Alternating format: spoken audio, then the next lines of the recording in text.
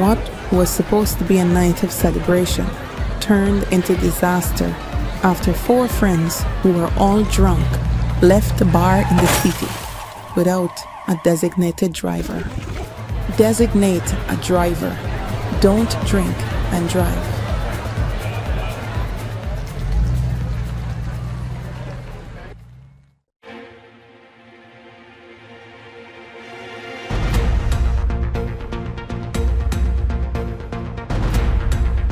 This is your news source evening bulletin for today, Wednesday, the 19th day of February in the year 2025. I'm Gordon Mosley reporting, and here is what we're tracking tonight. The Guyana Defense Force has made moves to significantly adjust its posture on the western border and surrounding communities. This follows the attack on a GDF patrol in the Puruni River that left 6 servicemen nursing gunshot wounds.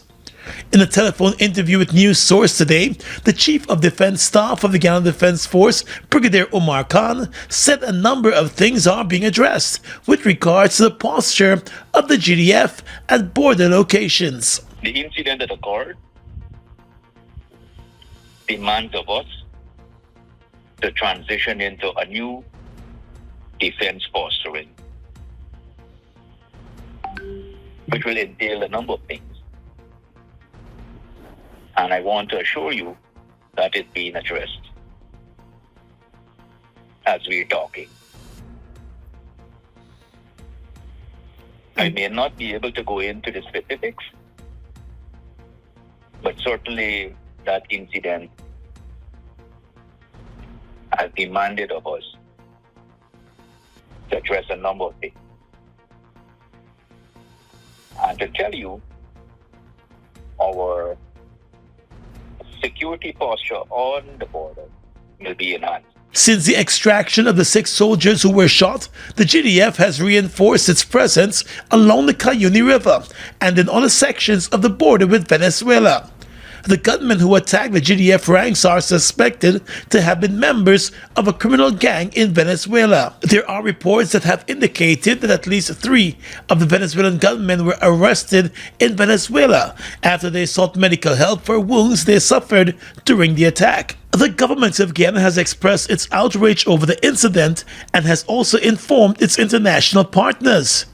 For its part, the government of Venezuela appears to be blaming Guyana over the incident, and in an official release has accused Guyana and its international partners of resorting to what the Venezuelan government called disinformation and propaganda.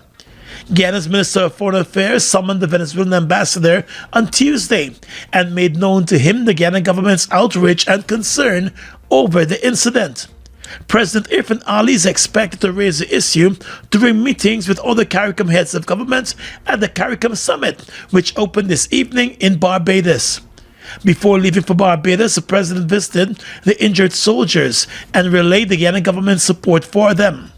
The Guyana Defense Force, in a statement last night, said the injured ranks suffered penetrating trauma due to gunshot wounds, and 3 of them required surgical intervention. The GDF has also said it remains steadfast in safeguarding Guyana's territorial integrity. More news coming up in just a moment.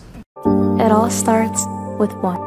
Maybe it's one look, you know the one, or one touch, even one word.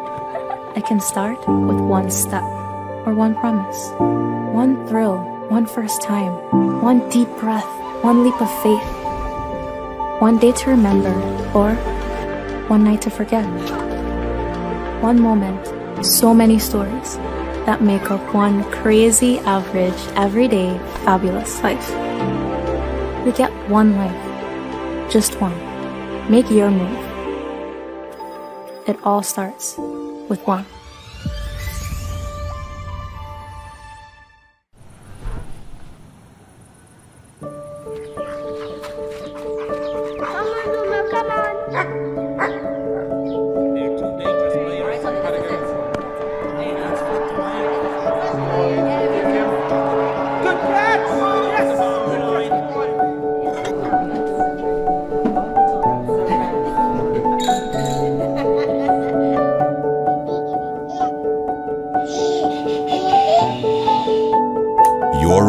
is so much more than just four walls, floors, and ceilings. It's a lifetime of great memories and stories. Come talk to us and start your journey home today. Republic Bank. We're the one for you.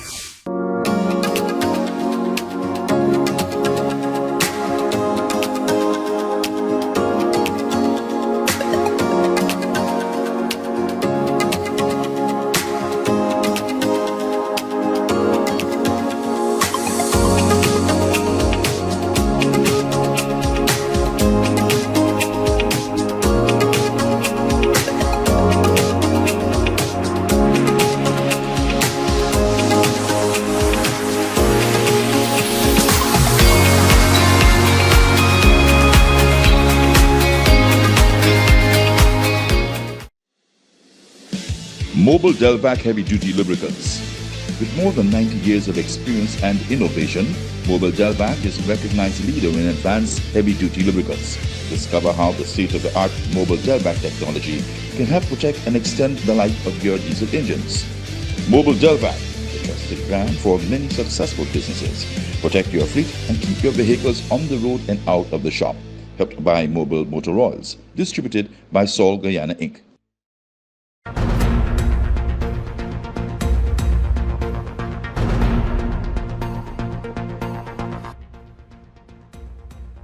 President Irfan Ali is this evening in Barbados for the CARICOM Heads of Government meeting. In a statement, the president said the Guyana delegation intends to raise a number of issues at the meeting, which includes the slothful removal of trade barriers across the region. The president said the private sector in Guyana has raised concerns of its own about existing trade barriers affecting some Guyanese products. And expanding on the issue of the free movement of people, which has repeatedly appeared on CARICOM's agenda over the years, the president said all clarifications will be sought as the region moves fully to implement the free movement of people between states. He said Guyana will also seek to discuss the regional transportation system and the proposed ferry service between Guyana, Trinidad, and Barbados. President Ali noted that while the service has not sailed off as yet, the regional private sector organizations that are expected to spearhead the initiative have made some progress and intend to brief the CARICOM heads of government on the progress. The CARICOM meeting is also expected to examine issues related to climate change, including climate resilience and financing. With a number of CARICOM states, including Guyana, set to head to the polls this year, the CARICOM meeting will also look at the upcoming elections in those states and the region's role through observer missions. The meeting is expected to conclude this weekend. Now let's tell you that a $2 billion gas to energy project, which includes a 300 megawatt power plant and that natural gas liquids facility at Wales, will face additional delays, according to the government consultant on the project, Winston Brasington. As he addressed the oil and gas experts and industry leaders at the Ghana Energy Conference this morning, Mr. Brasington explained that while the $1 billion pipeline was completed on budget and on time by ExxonMobil Guyana, the construction of the power plant and the natural gas facility has encountered some challenges. The pipeline is completed. It's been filled with nitrogen, pressurized, and waiting on the power plant to be completed, and then the nitrogen will be switched to the gas. So I'm pleased to say that it was completed on schedule and within the budget. That figure of $1 billion, that is the figure. It will not go above that. On the integrated facility, contractually, this is scheduled to be delivered in the second half of this year. But we've seen a schedule that suggests this is going to take longer. So, contractually, this year. Realistically, we're looking at some delays. Both the power plant and the natural gas liquids facility are now expected to be completed between the second half of this year and the first half of next year. Though not providing the particulars, Brasington said the expected delay is as a result of a number of disputes. The contractor Linsaka CH4 had moved to a dispute adjudication board after it could not resolve a stalemate with the government of Guyana over the sum of $50 million that the company claimed it is owed because the project site was delivered to it 3 months late. The Dispute Avoidance Adjudication Board has handed down its decision, but particulars of that decision were not released to the media. The third component of the gas energy project, which involves the erection of transmission lines and substations, has also encountered delays, largely due to setbacks in the land acquisition process. Mr. Brasington said major portions of the 69 kV lines have been completed by the contractor. So from Vredenhoek all the way up to Wales, the new 69 kV transmission system is complete. By the end of the first quarter of this year, they're looking to complete the entire transmission lines, and by the second quarter, to complete all of the substations.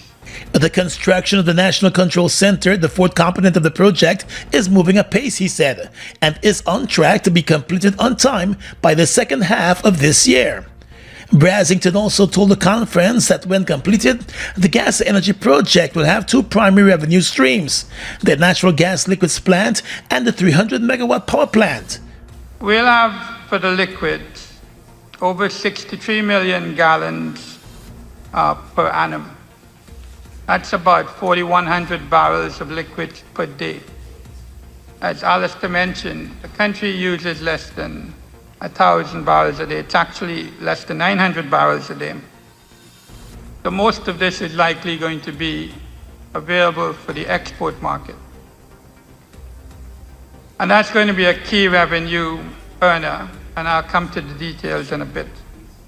And then, of course, all of the gas on phase one is going into power, into electricity, the 300 megawatt combined cycle. And that will give us over 2,600 gigawatt hours per annum of energy. The government consultant said past feasibility studies projected that the lowest generation price was 7.5 US cents per kilowatt hour. However, he said the cabinet has just recently approved a power purchase agreement between the Guyana Power and Gas Incorporated, which will own and operate the facilities, and the Guyana Power and Light Company that would not exceed 5 cents per kilowatt hour. He said there is room for the price to be further reduced. The government has said that when completed, the project's benefits will include a doubling of the country's electricity generating capacity to meet growing demand and a reduction in the cost of generation, thereby enabling electricity prices paid by consumers to be cut by as much as 50%. At last year's energy conference, Brasington had given a mid-2025 completion time for the project. Well, Vice President Barbados Jagdeo has expressed his dissatisfaction over the management of government projects by the Ministry of Public Works, saying that thousands of citizens continue to be discomforted daily because of poor planning by the Ministry of Public Works. Bishop Juan Edgel serves as the Minister of Public Works, and he is assisted in the ministry by Minister Deodat Indar, who is the minister within the Ministry of Public Works. Speaking during a panel discussion at the ongoing Guyana Energy Conference and Supply Chain Expo, Mr. Jagdeo said the issue continues to anger him, and he added that regulations might be needed to bring order and structure in the execution of public projects. He said he would champion such legislation. My dissatisfaction with the Ministry of Public Works. They're not managing these sites well. There are people all around, they don't think about the 100,000 people who are discomforted every day there. They just go and dig things up everywhere. And so I see the minister here, and I was really angry, and the president got on their case up last week.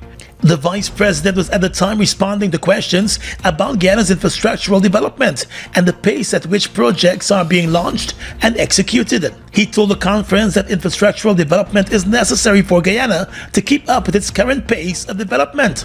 However, he noted that more consideration has to be given to citizens and their possible inconvenience. I know we're building lots of things at the same time. We have to do it, and it's causing a discomfort, but for Christ's sake, just let's do it with some order. Mr. Jagdeo also stated that the quality of work and claims of corruption in the sector continue to be issues that the government is examining.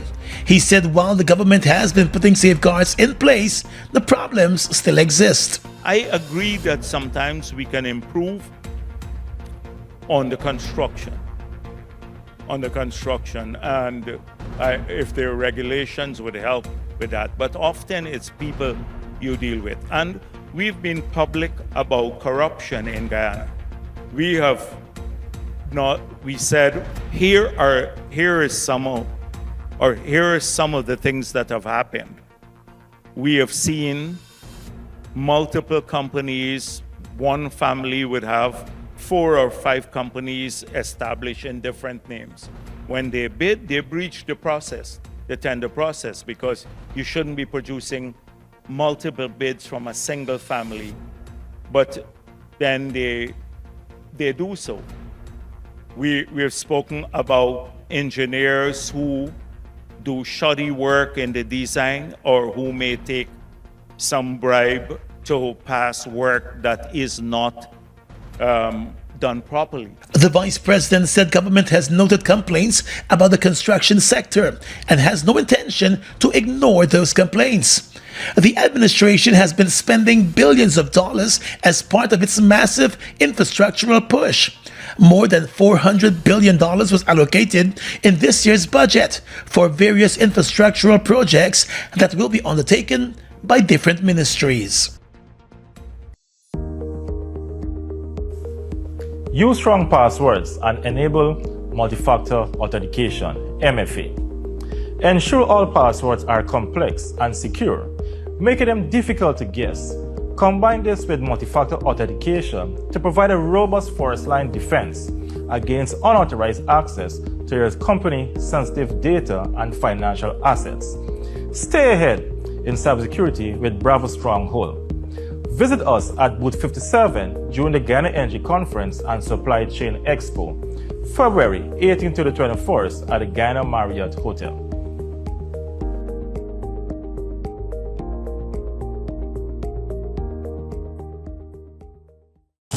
Guyana, get ready for Gospel Fest 2025 Vintage Praise, 7 p.m. on Mesh Night at the National Exhibition Center, featuring Papa San. Jesus, my Savior, I love you. Backed by his full band, alongside Guyana's own Samuel Midas. Sherilyn Maloney. Come on now and praise his name today.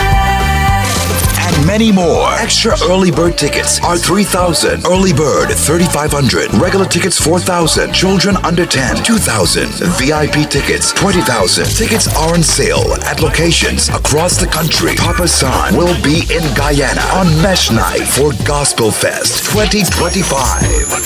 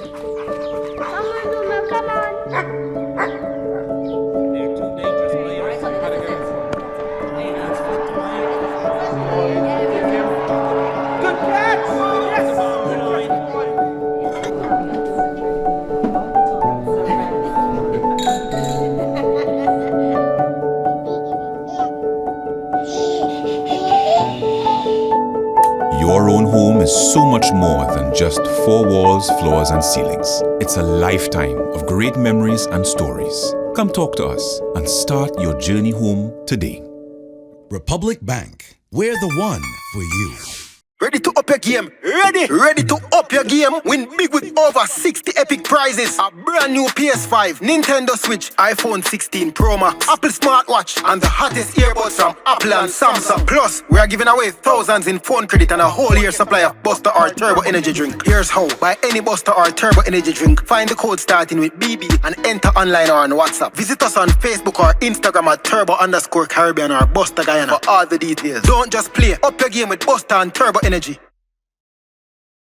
In the courts now, the teenage girl who is facing 20 murder charges in relation to the deadly Mahdia school dorm fire will now have to face a jury trial after senior magistrate Sunil Scarce found that there is enough evidence against her to stand trial in the High Court. The teen was 15 years old when she was charged back in 2023 for the murder of the 20 children who lost their lives in a fire that was allegedly set by her. At the Mahdia Magistrates Court last Friday, the magistrate committed the teen to face a jury trial over the deaths.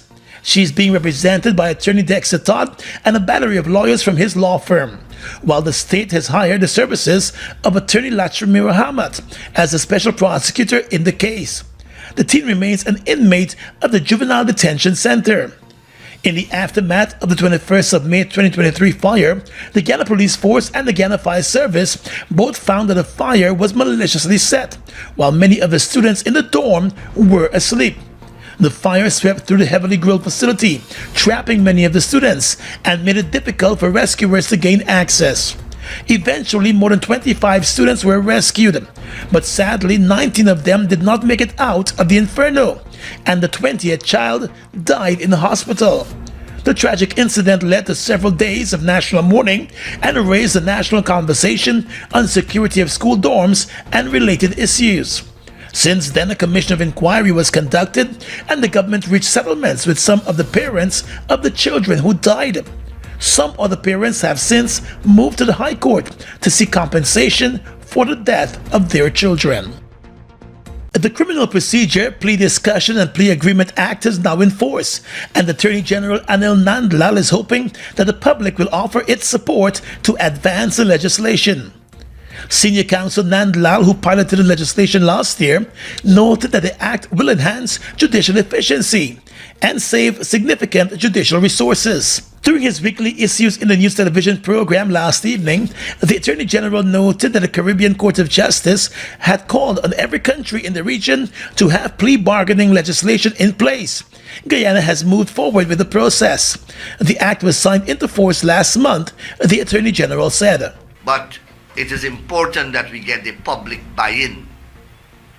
And that is why in the plea bargaining legislation, there is a section that mandates both the judge or the magistrate, as the case may be, to inform a defendant or an accused person when he or she first appears that he or she has a right to enter into plea discussions with the prosecutor. Mr. Nandlal said the Office of the Director of Public Prosecutions has already started to utilize the process. Among other things, the legislation establishes the rights of an accused person to have legal representation during plea discussions. It also outlines the duty of prosecutors to inform victims of their right to provide impact statements, while setting limitations on the content that can be included. The Act prohibits a prosecutor from initiating or participating in a plea discussion or concluding a plea agreement if the accused person or any person or company holding assets or interests on their behalf or any property owned by the accused could be subject to a pecuniary penalty order, forfeiture order, or civil forfeiture order. Now that act is in force, so persons can now utilize the provisions of this act. This is a very important legislative intervention. It allows, first of all, it has been widely used with great success in the United States of America in particular, 95% of criminal cases, both at the level of the state and at the federal level, are concluded by the utilization of plea bargaining. Nandlal said it is now mandatory in the preliminary process of the proceedings for the court to inform the accused of the plea bargaining procedure. Tonight, a search is ongoing to locate the body of Police Lance Corporal German Batson, who is feared to have drowned in a boat incident that took place in the Puruni River, Mazaruni, yesterday, the same day that he was celebrating his birthday. According to reports, Lance Corporal Batson was in the company of another policeman, Constable Quincy Marks, and both Captain Ransdale Melville on Tuesday morning, traveling along the Puruni River when tragedy struck. A report from the Guyana Police Force this morning stated that the men were carrying out patrol duties in the wooden boat when the engine of the boat went dead as the captain navigated upstream through rapids in the river. Water made its way into the boat, and a section of the boat started to sink. Investigators were told that as the boat started to take in more water, Lance Corporal Batson jumped into the river as the boat with the other policeman and the captain drifted downstream.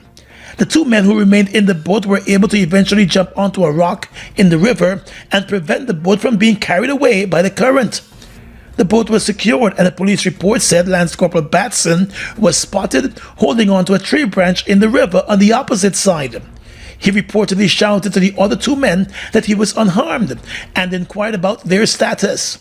The police report said that while Constable Marks and the boat captain were bailing water out of the boat to restart the engine, they noticed that Lance Corporal Batson was no longer visible.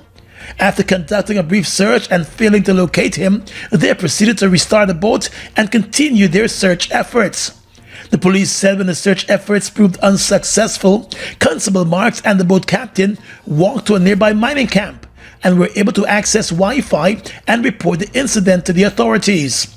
Search operations continued in the area, and a full investigation is currently on the way, as there is still to be any sighting of Lance Corporal Batson. Now let's tell you that the government of the Dominican Republic has expressed its interest in exploring Guyana's Berbice offshore oil block, as well as developing a potential new refinery and urea plant. The announcements came from the President of the Dominican Republic, Luis Abinader. Speaking during the opening of the Guyana Energy Conference on Tuesday at the Marriott Hotel, the Dominican Republic President noted that Guyana and the Dominican Republic are both making progress in discussions for offshore oil and gas exploration. While some terms are still being worked on, the two countries appear set to establish a petrochemical plant for fertilizer. We have already completed a feasibility study for establishing a petrochemical fertilizer plant, primarily for urea, at a time when global supply remains restricted and this product continues to play a crucial role in global food security. This plant will meet the needs of both nations, solidifying our food security effort. In addition, President Abinader noted that on the question of an oil refinery, his country is seriously pursuing the issue. But he noted that discussions are currently in the planning stages and that financial implications would be involved. To this end, we are analyzing various alternatives which we will soon present to our Guyanese counterparts. In the coming months, we will meet to make the final decision. The Energy Conference was also told that Guyana and the Dominican Republic are also looking to collaborate in areas such as food security and training in several highly technical areas. The Guyana and Dominican Republic Chamber of Commerce has already been established and is set to be operational in both countries.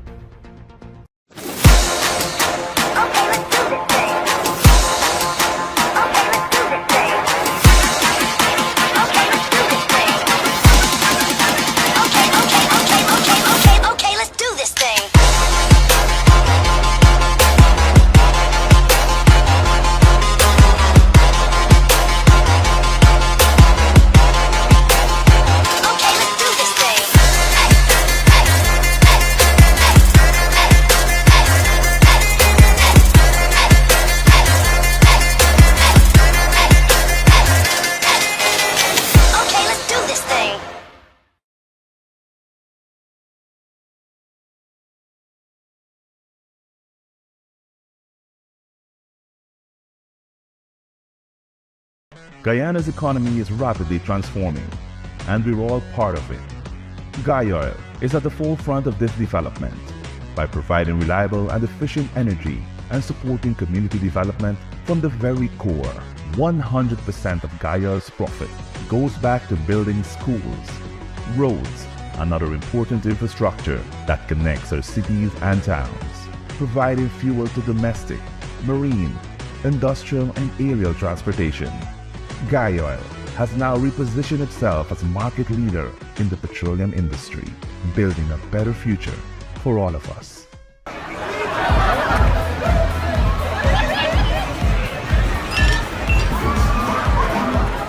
What was supposed to be a night of celebration turned into disaster after 4 friends who were all drunk left the bar in the city without a designated driver. Designate a driver. Don't drink and drive.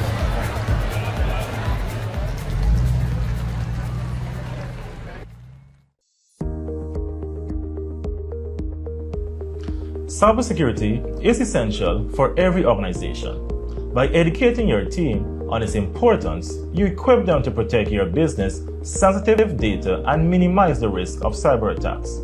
Discover how Bravo Stronghold can safeguard your business. Visit us at booth 57 during the Guyana Energy Conference and Supply Chain Expo, February 18 to the 21st at the Guyana Marriott Hotel.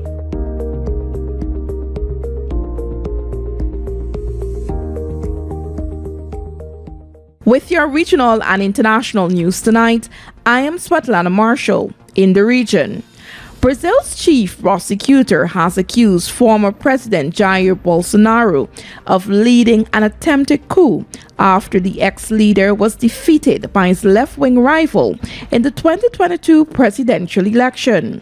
According to the prosecutor, the alleged plot aimed to prevent Bolsonaro's successor in office, President Luiz Lula da Silva, from taking office and included a plan to poison Lula.